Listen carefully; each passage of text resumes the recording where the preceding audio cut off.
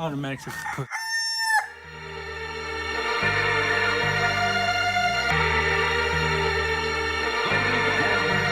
On the track.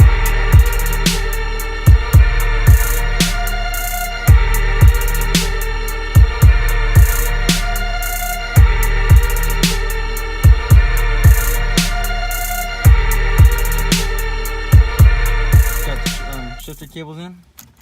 It was actually easy replacing the old ones because same process, take it out and put it back in, same fitment.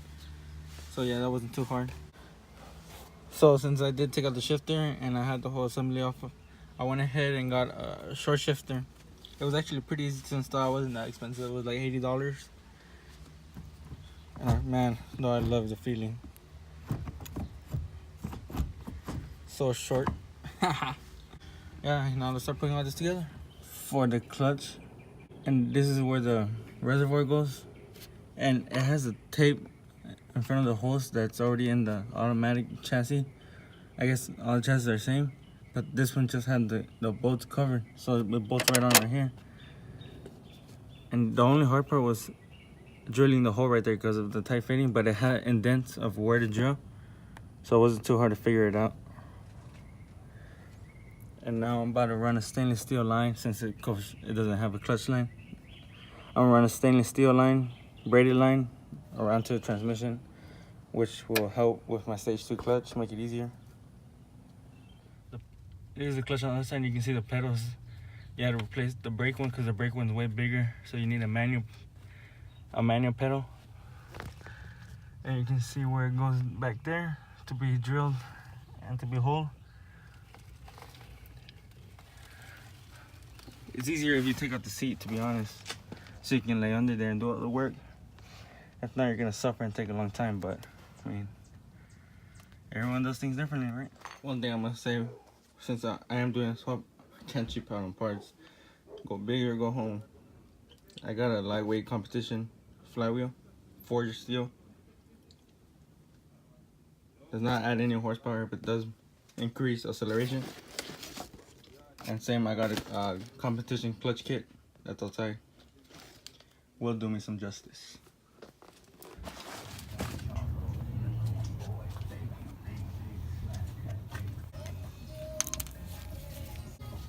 Always a good idea to use thread locker.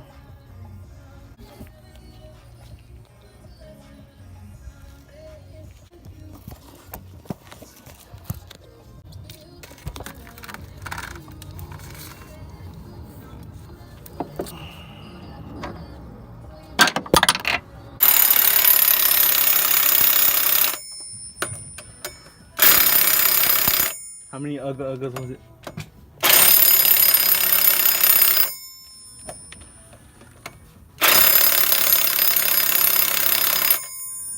You know what it was when you signed up.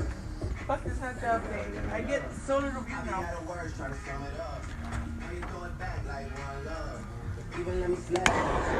What? The honor roll students?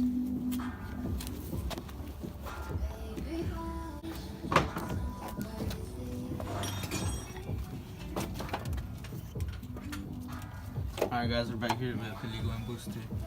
Your ass. If you actually think about it.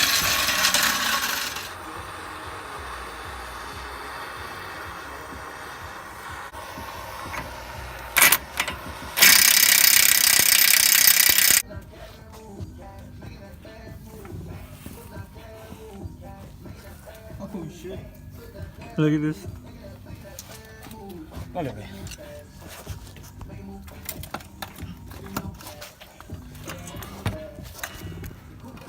Espera. Dale otro poquito.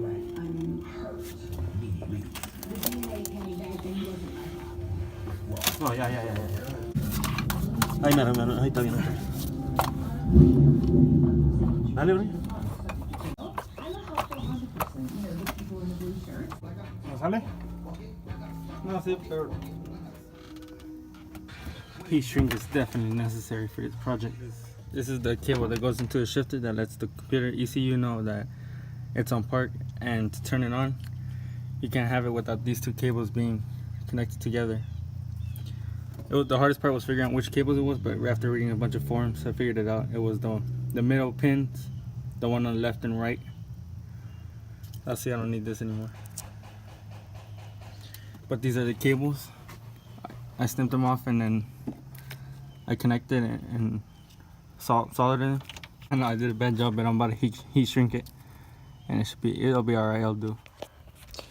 And that's that. The reverse lights, which is right here. The sensor's over here. But from now on, you need to use an old switch from the old harness, a manual harness, which I have.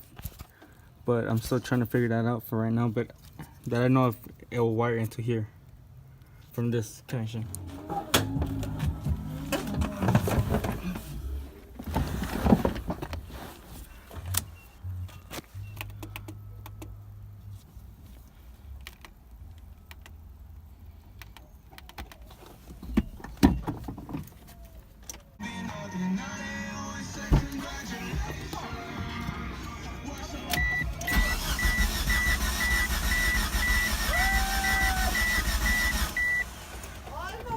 It's definitely gas. It didn't have gas.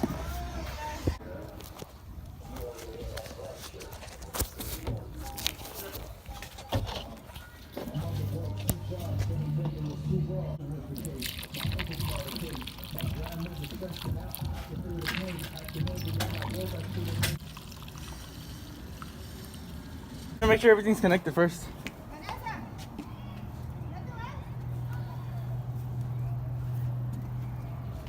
No, it's not empty. I replaced the gas. It has to get fuel. Holy shit! I've never been so nervous in my life. She's finally ready to be driven.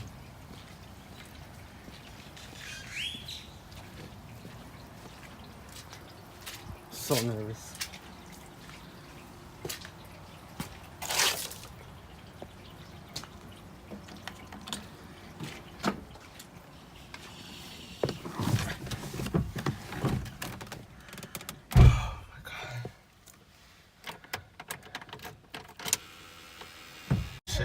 So scared.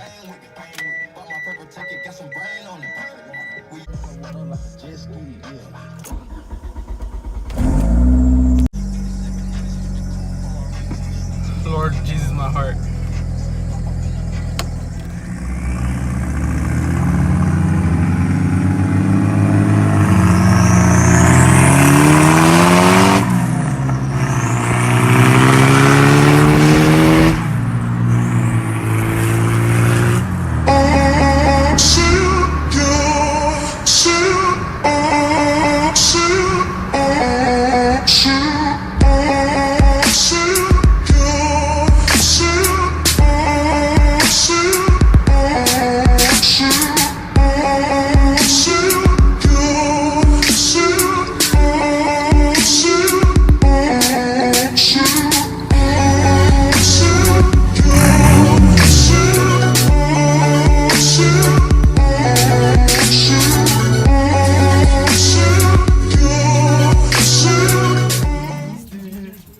Behind the scenes.